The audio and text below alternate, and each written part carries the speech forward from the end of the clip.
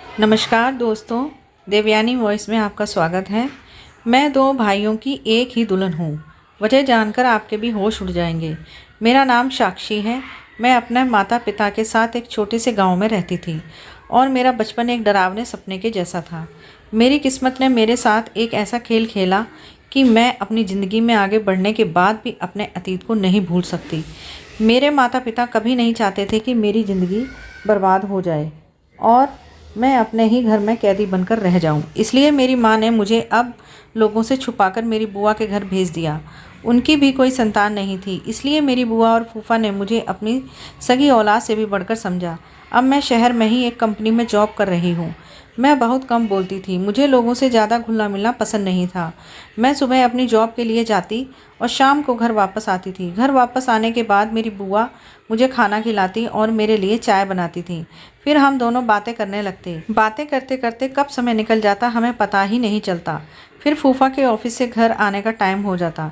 जब भी ऑफिस से घर आते तो मेरे लिए कुछ न कुछ लेकर ज़रूर आते थे, लेकिन मुझे जब भी अपने अतीत की याद आती तो मेरे पैरों तले से ज़मीन निकल जाती थी। लेकिन बुआ और फूफा की मोहब्बत ने मुझे अपने अतीत को भूलने पर मजबूर कर दिया था। अब मैं अपनी ज़िंदगी में आगे बढ़ने लगी थी। एक दिन हमारी कंपनी में एक नया मैनेजर आया। वह बहुत ज़्यादा हैंडसम और स्मार्ट था। ऑफिस की सारी लड़कियां उसके आगे पीछे घूमती रहती थी, लेकिन वह किसी को भी नज़र उठाकर नहीं देखता था। एक दिन मुझे किसी काम से उस मैनेजर के कैबिन में जाना पड़ा। मैंने कहा, सर मेरा नाम साक्षी है। आपने मुझे यह फ़ाइल दी थी, लेकिन मुझे इसका पिछला रिकॉर्ड समझ नहीं आ रहा। क्या आप मेरी हेल्प कर देंगे? उन्होंने कहा, जी जी बिल्कुल, क्यों नहीं, मैं आपको सब कुछ समझा देता हूँ। वह फ़ाइल देखकर मुझे काम समझाने लगे और मैं उनको देखने लगी। मेरी नज़रें उनके ऊपर से हट ही नहीं रही थी। वह सच में बहुत ज़्यादा हैंडसम थे। इतनी देर में उन्होंने चुटकी बजाकर मुझसे कहा, हेलो साक्षी, आप किसके ख्यालों में गुम हो गई हैं? मैं अचानक से अपने ख्यालों से बाहर आई और उनसे कहने लगी, जी सर, मुझे सब कुछ समझ आ गया है। आप फिक्र ना करें, मैं सारा काम कंप्लीट कर दूंगी। मेरा दिल तो उस दिन से ही मैनेजर रोहित की मोहब्बत में डूब गया था, पर जैसे ही मुझे अपने अतीत की याद आती तो मैं डर जाती थी। मैं अपनी बुआ से अपनी हर बात शेयर करती थी। उनके अलावा मेरा और कोई नहीं था, इसलिए वह मेरी सबसे अच्छी दोस्त थी। जब मैंने उन्हें सब कुछ बताया तो वह मुझे समझाने लगी, अब तुम्हारी ज़िंदगी यही है, तुम अपने अतीत को भूल जाओ और अपने जीवन में आगे बढ़ो। लेकिन मेरे कदम डगमगाने लगते थे। मुझे कुछ भी समझ नहीं आ रहा था। इसी तरह दिन गुजर रहे थे। रोहित अब मुझ पर भरोसा करने लगा था, क्योंकि मैं अपना काम बहुत ईमानदारी से करती थी। वह कंपनी की हर बात मेरे साथ शेयर करने लगे थे। एक दिन मैं उनके कैबिन की तरफ जा रही थी तो मैं उन्हें देखकर दंग रह गई। वह शायद कुछ सोच रहे थे और दिल ही दिल में मुस्कुरा रहे थे। उनको देखकर मेरी नज़र उन पर ही ठहर गई और मैं भी मुस्कुराने लगी और सोचने लगी कि काश जैसा मैं सोच रही हूँ वैसा ही हो। जो मेरे दिल में है वही उनके दिल में भी हो। मैं वहाँ खड़ी खुद से ही बातें कर रही थी। आज बुआ के यहाँ कुछ मेहमान आ रहे थे। फूफा ने अपने कुछ फ्रेंड्स को बुलाया था। इस वजह से मैं भी आज ऑफिस से जल्दी घर आ गई थी। मैंने आकर देखा तो मेरा मोबाइल नहीं था। बुआ ने मुझसे पूछा कि क्या हुआ, तुम परेशान क्यों हो? मैंने उन्हें बताया कि मेरा मोबाइल नहीं दिख रहा है। तो वह मुझसे कहने लगी कि तुम कॉल करके देख लो। मैंने घर के नंबर से कॉल की तो मेरा फ़ोन किसी ने उठाया। आवाज़ सुनकर मेरा दिल खुश हो गया। मैंने कहा, सर आप? रोहित ने बताया कि मैं अपना मोबाइल जल्दी से उनके कैबिन में ही छोड़ गई थी। वह कहने लगे कि मैंने तुम्हारा मोबाइल अपने पास रख लिया है, तुम कल ऑफिस आओ तो ले लेना। मैंने कहा, ठीक है सर, थैंक यू। फिर कहने लगे कि इसमें थैंक यू की कोई बात नहीं है। अगले दिन जब मैं ऑफिस में अपना मोबाइल लेने सर के कैबिन में चली गई तो उन्होंने मेरे हाथ में मोबाइल के साथ साथ एक लेटर भी दिया। मैं यह देखकर घबरा गई और बिना कुछ कहे जल्दी से उनके कैबिन से बाहर आ गई। बाहर आने के बाद मैं अपने काम में लग गई और सोचने लगी कि पता नहीं इस लेटर में क्या है जो उन्होंने मुझे दिया है। जैसे तैसे शाम हुई और जब मैं ऑफिस से घर आई तो मैंने अपने कमरे में आकर वह लेटर पढ़ा। उसको पढ़ने के बाद तो मेरे पसीने छूटने लगे। मैं बहुत ज़्यादा घबरा गई थी। उसमें तो रोहित ने अपनी मोहब्बत का इजहार किया था। एक तरफ मुझे खुशी हो रही थी कि जैसा मैंने सोचा था वैसा ही हो रहा है, रोहित भी मुझे पसंद करते हैं, और दूसरी तरफ मुझे अपने अतीत का डर भी था। इतनी देर में बुआ वहाँ आ गई। उन्होंने मेरे चेहरे पर परेशानी देख ली। वह मुझसे पूछने लगी, साक्षी क्या हुआ, तुम कुछ दिनों से परेशान लग रही हो। मैंने उन्हें बताया कि रोहित ने मुझे शादी के लिए प्रपोज़ किया है। तो वह हंसने लगी और कहने लगी कि इतनी सी बात है, तो तुम घबरा क्यों रही हो? मैंने अपनी लड़खड़ाती हुई ज़बान से कहा। आपको तो पता है कि मैं शादी कैसे? उन्होंने मेरी बात बीच में ही काट दी और कहने लगी, भगवान ने तुम्हारी किस्मत खोल दी है। इतने अच्छे लड़के का रिश्ता तुम्हारे पास आया है और तुम इनकार कर रही हो। मैं तुम्हारे फूफा से बात करूंगी, वह ज़रूर इस रिश्ते के लिए मान जाएंगे। यह कहकर वहाँ से चली गई। लेकिन मुझे कुछ समझ नहीं आ रहा था कि एक तरफ तो मैं खुद इस बात का इंतज़ार कर रही थी कि रोहित भी मुझे पसंद करता हो, और अब जब सब कुछ मेरी सोच के अनुसार हो रहा था तो मेरा दिल मानने को तैयार ही नहीं था। कुछ दिनों बाद रोहित मेरा हाथ मांगने मेरे घर पर आए। उन्होंने खुद फूफा से मेरी शादी की बात की। मुझे खुद अपनी शादी की बात करने आना पड़ा, लेकिन मैं मजबूर हूँ क्योंकि मेरे माता पिता यहाँ नहीं रहते। बुआ और फूफा को तो रोहित इतना पसंद आया कि उन्होंने फ़ौरन शादी के लिए हाँ कर दी। लेकिन मेरे दिल में अभी भी कहीं ना कहीं एक डर छुपा हुआ था, जिस वजह से मैंने शादी के लिए मना कर दिया। लेकिन बुआ और फूफा ने मेरी कोई बात नहीं सुनी और मुझे समझाकर इस रिश्ते के लिए तैयार कर लिया। अब घर में शादी की शहनाई बज रही थी, लेकिन मेरा दिल काँप रहा था। मैं सोच रही थी कि कहीं मेरा अतीत विक्रम के सामने आ गया तो। खैर, मैं भी शादी की चहल पहल में खो गई और अपनी मोहब्बत को अपनी किस्मत में लिखा देखकर सब कुछ भूल गई। रोहित की मोहब्बत ने मेरे अतीत को भुला दिया था। हमारी शादी की तारीख तय हो गई। मेरी और रोहित की इस तरह अचानक शादी हो जाएगी मैंने सोचा भी नहीं था। देखते ही देखते मेरी शादी का दिन आ गया और मैं दुल्हन बनकर रोहित के साथ उसके घर पर आ गई। यहाँ सब कुछ मेरे सपने जैसा था। इतने बड़े घर की मैं अकेली मालकिन थी। रोहित भी मुझ पर आंख बंद करके भरोसा करते थे। शादी की रात ही मैंने रोहित से एक वादा लिया था और रोहित ने भी अपनी सच्ची मोहब्बत के साथ ही आखिरी हद तक इस वादे को निभाया। मैं सोच नहीं सकती थी कि मेरी ज़िंदगी में ऐसा भी मोड़ आएगा कि रोहित और मेरी मोहब्बत कमज़ोर पड़ जाएगी। रोहित और मैं अपनी ज़िंदगी में बहुत खुश थे। एक रात जब हम खाना खा रहे थे तो रोहित ने मुझसे कहा, साक्षी, कंपनी की तरफ से मुझे 2 महीने की छुट्टी मिली है। हम कहीं घूमने चलते हैं। बताओ तुम कहाँ जाना पसंद करोगी? यह बात सुनकर मुझे बहुत खुशी हुई। मैंने कहा, रोहित, आप सच कह रहे हैं? उन्होंने कहा, हाँ हाँ बिल्कुल। मैंने कहा, तो ठीक है, फिर हम आपके माता पिता के पास चलते हैं। मैं आज तक उनसे नहीं मिली। यह बात सुनकर रोहित बहुत ज़्यादा खुश हुए।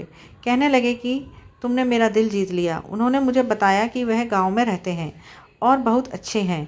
मुझे पढ़ने लिखने का बहुत शौक़ था, इसलिए उन्होंने बचपन में ही मुझे पढ़ने के लिए शहर भेजा था। मुझे भी बहुत समय हो गया उनसे मिले हुए, लेकिन मेरी उनसे फ़ोन पर बात होती रहती है। हमारी शादी के बारे में भी मैंने उन्हें फ़ोन पर ही बताया था और वह सुनकर बहुत खुश हुए और हम दोनों को देखकर बहुत खुश हो जाएंगे। मैंने पैकिंग करनी शुरू कर दी और रोहित ने ट्रेन की टिकट कटवा ली। अगले दिन जब मैं उठी तो किसी ने दरवाज़ा खटखटाया। मैंने दरवाज़ा खोला तो बाहर एक आदमी खड़ा था। उसने मुझसे कहा कि यह टिकट है, रोहित सर ने भेजी है। मैंने उससे टिकट ली और अंदर आ गई। जब मैंने वह टिकट देखी तो मेरी आंखें फटी की फटी रह गई। मैं बहुत ज़्यादा घबराने लगी। इतनी देर में रोहित आ गई। वह देखकर बोले कि साक्षी, कहाँ गुम हो गई हो? सब ठीक तो है? मैंने उनसे कहा कि हाँ, सब कुछ ठीक है। रोहित, हम कुछ दिनों बाद नहीं जा सकते क्या? अभी मेरी तबीयत कुछ ठीक नहीं लग रही। रोहित मेरे लिए परेशान हो गए और मुझसे कहने लगे कि चलो हम डॉक्टर के पास चलते हैं। मैंने कहा कि नहीं, बस थोड़ी सी थकान महसूस हो रही है, आराम करूँगी तो ठीक हो जाऊँगी। मैं अपने कमरे में जाकर आराम करने लगी। मैं सोच में पड़ गई थी कि मैंने बुआ का नंबर लगाया तो बुआ का नंबर नहीं लग रहा था। अब मैं सोच रही थी कि मैं रोहित को कैसे मना करूं। आखिर मैंने ही उसे कहा था कि हम तुम्हारे माता पिता से मिलने चलते हैं। फिर मैंने सोचा कि हो सकता है जैसा मैं सोच रही हूँ वैसा कुछ नहीं हो, यह सब मेरा वहम हो। मैंने जाने के लिए पैकिंग शुरू कर दी।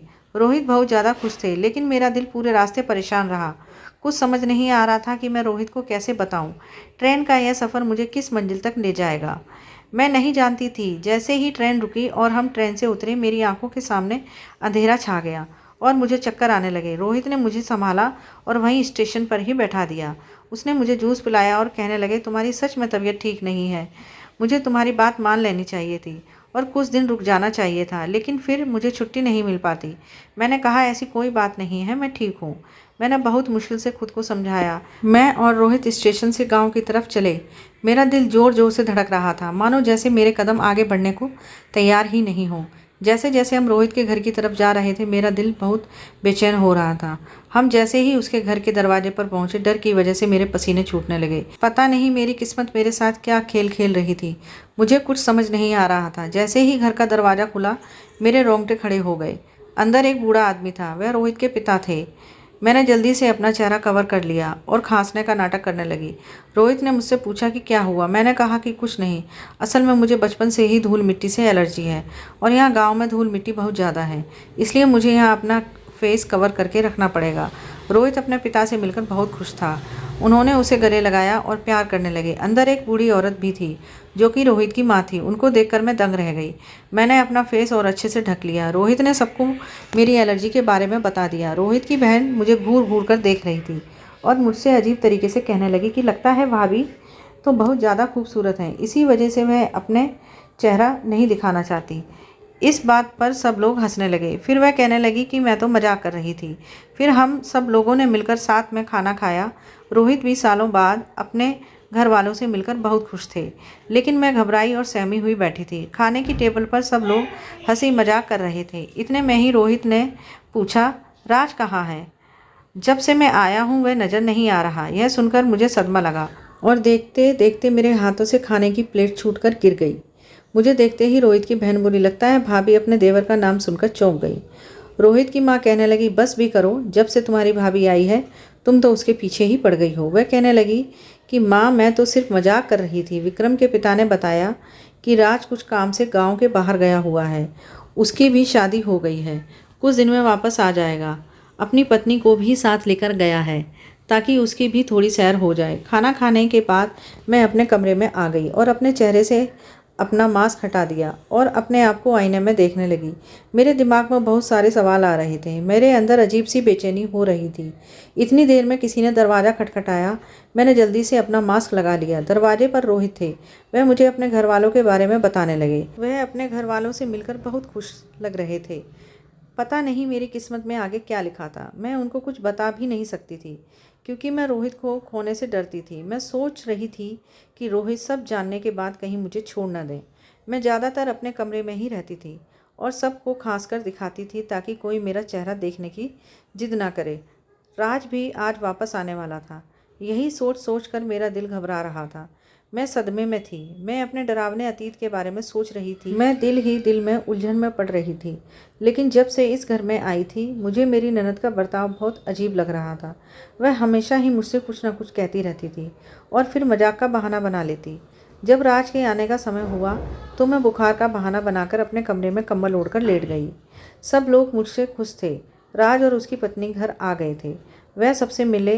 रोहित ने उसे मेरे बारे में बताया। वह और उसकी पत्नी मेरे कमरे में आए, लेकिन मैं कंबल ओढ़े लेटी रही थी और सोने का नाटक करने लगी। रोहित ने कहा, इसकी तबीयत बहुत ज़्यादा ख़राब है, कल ही मैं इसे डॉक्टर के पास लेकर जाऊंगा। राज ने कहा कि कोई बात नहीं, आप भाभी को आराम करने दें, हम भाभी से बाद में मिलेंगे। जैसे तैसे मैं अपना चेहरा पर मास्क लगाकर यहाँ रह रही थी, लेकिन उसके आने से पहले ही मैं अपने कमरे में चली जाती। एक रोज़ मैं अपने कमरे में बैठी अपनी ज़िंदगी के खतरनाक अतीत के बारे में सोच रही थी और दूसरी तरफ मैं सोच रही थी कि राज की बीवी कितनी खूबसूरत है, आदत की भी बहुत अच्छी है। मेरी नंद अचानक मेरे कमरे में आ गई। मैंने जल्दी से अपना चेहरा छुपाया और वह कहने लगी कि आपको डर है, राज भाई की पत्नी आपसे ज़्यादा खूबसूरत है, इसलिए शायद आप अपना चेहरा नहीं दिखाती। पता नहीं वह मुझसे इस तरीके की बातें करती रहती थी। मैंने उसे कहा कि नहीं, ऐसी कोई बात नहीं है, कुछ दिन में मेरी दवाई का कोर्स कंप्लीट हो जाएगा और मेरी एलर्जी ख़त्म हो जाएगी, फिर मैं अपना फेस कवर करना बंद कर दूंगी। फ़िलहाल तो मैंने उसे यह बात कहकर टाल दिया था, लेकिन उसकी बातों से मुझे सोच में डाल दिया था। मैं सोच रही थी कि उसे मेरी सच्चाई तो पता नहीं चल गई। इतने में रोहित आ गए। मुझसे पूछने लगे, तुम्हारी तबीयत कैसी है? मैंने कहा कि अब ठीक है, बस कुछ दिन की बात है, फिर मेरी एलर्जी ठीक हो जाएगी। वह मुझसे बहुत ज़्यादा मोहब्बत करते थे, इसलिए मेरी हर बात आंख बंद करके मान लेते थे। एक दिन रोहित मुझसे कहने लगे, राज मुझसे शिकायत कर रहा था, कह रहा था, भाई तुम बहुत अजीब हो, अपने पत्नी को अपने भाई से अभी तक नहीं मिलाया। उसकी यह बात सुनकर तो मैं और ज़्यादा डरने लगी थी। मैंने बुआ का नंबर लगाया, लेकिन उनका नंबर नहीं लग रहा था और मैं बहुत ज़्यादा परेशान थी।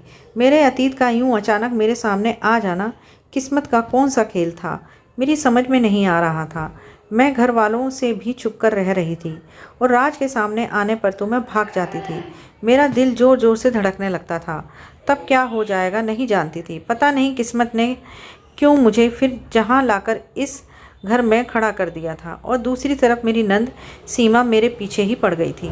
मुझे अजीबोगरीब सवाल करती रहती थी, मेरी सच्चाई सबके सामने लाना चाहती थी या फिर मेरे बारे में सब कुछ जानती थी। वह मुझे परेशान करती थी। एक दिन राज ने मेरा दरवाज़ा खटखटाया, मुझसे कहने लगा कि भाभी मैं अंदर आ जाऊं? मैं एकदम घबरा गई, सोने लगी कि पता नहीं अब मेरे साथ क्या होने वाला है। मुझे पसीना आने लगा। मैं जल्दी से पीछे के दरवाजे से बाहर आ गई। मैंने रोहित से फ़ोन करके कह दिया, मैं डॉक्टर के पास आई हूँ।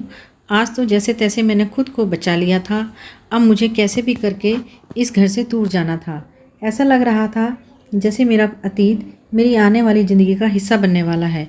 अब मैं गुमसुम और चुपचाप रहने लगी थी। मैं रोहित से कहती थी कि प्लीज़ यहाँ से वापस चलें, यहाँ मेरा दम घुटने लगा है, यहाँ मेरी तबीयत ठीक नहीं रहती, यहाँ पर मुझे बहुत ज़्यादा बेचैनी होती है, मेरा दिल नहीं लगता यहाँ। मैं बहुत ज़्यादा परेशान थी। रोहित यह देखकर घबरा गए। सालों बाद कैसे मैं अपने होश खो बैठी थी। मैं बहुत मुश्किल से अपने आप को संभाल रही थी। एक दिन अचानक ही मेरे सामने राज आ गया। वह मुझे देखते ही घूरने लगा, लेकिन मैंने अपना फेस कवर किया हुआ था। कुछ देर तक वह मुझे ऐसे ही देखता रहा। फिर उसने मेरी तबीयत का पूछा। मैंने बस हाँ में सर हिला दिया तो वह भी वहाँ से बिना कुछ कहे चला गया। मैंने जल्दी से अपना सामान पैक किया और विक्रम को बिना कुछ बताए वहाँ से जाने लगी। जैसे ही मैं दरवाजे पर पहुँची तो मेरी नंद ने मेरा हाथ पकड़कर मुझे घर के अंदर ले लिया। मैं नज़रें और सर झुकाकर खड़ी थी। घर के बाकी लोग भी वहीं पर थे। ऐसा लग रहा था कि मैं एक मुजरिम हूँ। सीमा कहने लगी, मेरे दोनों भाइयों की एक ही दुल्हन, इसकी क्या वजह थी? यह जानकर आपके होश उड़ जाएंगे। उसकी बात सुनकर मैं चीख पड़ी और कहने लगी कि नहीं, ऐसा कुछ नहीं है, यह झूठ बोल रही है। रोहित ने मेरे मुंह पर थप्पड़ मारा और मैं रोने लगी थी। मैं किस्मत के हाथों मजबूर थी क्योंकि अब मेरा सच सबके सामने आने वाला था। रोहित ने कहा, यह क्या कह रही हो? आखिर सच क्या है? इसकी बात का क्या मतलब है? मैं सिसकियों के साथ रोने लगी और मैंने अपने चेहरे का मास्क हटा दिया। मैं राज की तरफ देखने लगी। मैं सोच रही थी कि राज मेरी सफाई में सबको सच बताएगा, लेकिन उसकी झुकी नज़र देखकर मैं समझ गई थी, क्योंकि उसका झुका सर और झुकी हुई नज़रें इस बात को बयां कर रही थीं कि मेरा ही कसूर है। मैंने रोहित से कहा कि मैं इन सब की अकेली जिम्मेदार नहीं हूँ। यह लोग भी मेरे अतीत में जो कुछ हुआ है उसके जिम्मेदार हैं। वह कहने लगा कि तुम्हारा क्या मतलब है? आखिरकार यह सब कुछ क्या चल रहा है? कोई मुझे सच बताएगा? वह एकदम गुस्से में चीख पड़ा। मैं ज़ोर ज़ोर से रोने लगी और सबके आगे हाथ जोड़कर कहने लगी, प्लीज़ आप मेरी शादी को बचा लो। मेरी गलती सिर्फ इतनी सी है कि मैंने अपने अतीत को भुलाकर आगे की ज़िंदगी में कदम रखा और रोहित से शादी कर ली। मुझे रोता बिलखता हुआ देखकर मेरी सास को मुझ पर तरस आ गया। वह मेरे पास आई और मुझे गले लगाकर दिलासा देने लगी और रोहित को मेरा सारा सच बताने लगी और कहने लगी, यह लड़की सच कह रही है। सालों पहले जब हमने तुम्हें शहर भेज दिया था, इस गांव में एक अजीब सी दस्तूर था। माता पिता अपने बच्चों की बचपन में ही शादियां कर देते थे। खास करके लड़कियों के माता पिता अपने सर के बोझ को कम करने के लिए अपनी बेटी की शादी बचपन में ही कर देते थे। इस लड़की की और राज की भी बचपन में ही शादी कर दी गई थी, लेकिन जब बच्चे जवान होते हैं तो वह इस बचपन की शादी को मानने से इनकार कर देते हैं। अगर उनके माता पिता उनसे जोर जबरदस्ती करते हैं तो वह तंग आकर घर छोड़कर चले जाते थे या फिर अपनी पत्नी को तलाक दे देते थे। वह बताने लगी कि इसी तरह राज और साक्षी के साथ भी किस्मत ने यही खेल खेला। इनका भी बचपन बर्बाद हो गया। राज ने शहर जाकर अपनी पसंद की लड़की से शादी कर ली और यह बेचारी किस्मत की मारी राज का इंतजार करती रही। गांव वालों ने इसको ताने दे देकर इसका जीना हराम कर रखा था। यहाँ तक कि खुद के घर वालों ने और रिश्तेदारों ने भी इसका साथ नहीं दिया और यहाँ हमारे घर आ गई। लेकिन हमने यहाँ भी इसको चैन से जीने नहीं दिया और कुछ दिन बाद राज ने भी इसको भुला दिया और कहने लगा, मेरा इससे कोई रिश्ता नहीं है, और हमने इस लड़की को यहाँ से धक्के देकर निकाल दिया। यह बेचारी दर दर की ठोकर खाती। फिर मैंने रोहित को आगे का सच बताया कि इसके बाद मेरी माँ ने मुझे बुआ के पास शहर भेज दिया और मुझे अपनी कसम दे दी कि मैं अपने अतीत को भूल कर अपनी ज़िंदगी में आगे बढ़ जाऊंगी और कभी भी सच को किसी के सामने नहीं बताऊंगी। रोहित कहने लगे कि इतना बड़ा सच तुमने मुझसे छुपाया। यह सब लोग तुम्हारे गुनहगार हैं, लेकिन तुम मेरी गुनहगार हो। मैंने तुमसे सच्ची मोहब्बत की और तुमने मुझे कुछ भी बताना जरूरी नहीं समझा। और तो और तुम मेरे भाई की पहली पत्नी हो। यह सब कुछ जानकर तुम कैसे मेरे साथ रह सकती थी? तुमने अपने साथ मुझे भी इस पाप का भागीदार बना लिया। जब तुम्हारी पहले शादी हो गई थी तो तुम मुझसे कैसे शादी कर सकती थी? यह सुनकर मैंने राज की तरफ देखा। वह चौंकने लगा और बहुत घबराया हुआ था। मेरे और राज के अलावा सीमा भी सब जानती थी। मैंने सीमा को घूर कर देखा। इतनी देर में राज की पत्नी ने उसे जोर से थप्पड़ मारा और कहने लगी कि यह सब क्या चल रहा है? तुमने मुझे धोखा दिया, धोखे से मेरे साथ शादी की है। अब मैं तुम्हें डिवोर्स दे दूँगी। सीमा रोने लगी और कहने लगी कि आप सब लोग मुझे माफ़ कर दें, सारी गलती मेरी है। मैंने शुरू में ही भाभी का चेहरा देख लिया था और उनको पहचान लिया था। उनका सच घर वालों के सामने लाकर उनसे बदला लेना चाहती थी। मैं सीमा को देखने लगी और सोचने लगी कि पता नहीं यह कौन सा सच बताने वाली है। वह कहने लगी कि साक्षी का भाई और यह एक दूसरे से मोहब्बत करते थे और शादी करना चाहते थे, लेकिन राज और साक्षी की शादी ने सब कुछ बर्बाद करके रख दिया। इन दोनों की वजह से हमारी भी शादी नहीं हो सकी। उसी समय मैंने सोच लिया था कि मैं इसे इसका बदला लेकर रहूँगी, लेकिन मेरी इस एक गलती से बहुत लोगों की ज़िंदगी बर्बाद हो जाएगी। प्लीज़ आप सब लोग मुझे माफ़ कर दें।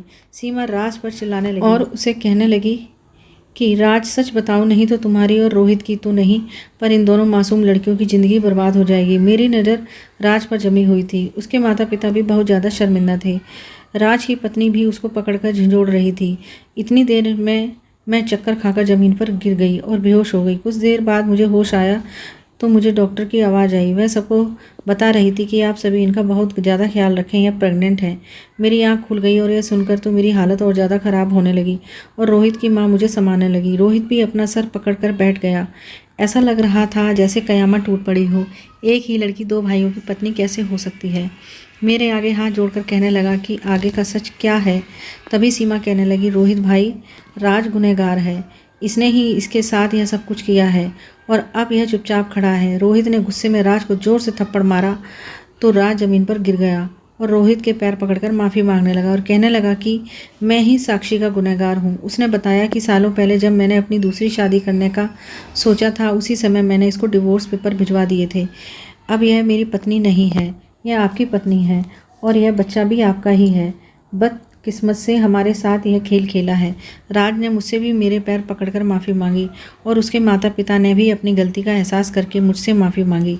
मैं बराबर रो रही थी। रोहित के दिल में मेरे लिए मोहब्बत जाग गई थी। वह भी जान चुका था कि इन सब में मेरी कोई गलती नहीं थी। मैंने तो सिर्फ अपनी माँ की कसम की खातिर सब कुछ छुपाया था। मेरा और राज के बीच में अब कोई भी रिश्ता बाकी नहीं रहा था। मैंने भी सबको माफ़ करके अपना दिल साफ कर लिया था। राज ने अपनी पत्नी से भी माफ़ी मांगी और उससे भी उसे माफ़ कर दिया। अब हम अपनी ज़िंदगी में बहुत खुशहाल थे। रोहित ने अपने गांव जाकर सबको बहुत समझाया और इस रिवाज को ख़त्म कर दिया और आने वाली नस्लों की ज़िंदगियों को तबाह होने से बचा लिया। गांव वालों की सोच बदलकर उनको अपने बच्चों की पढ़ाई लिखाई पर ध्यान देने को कहा।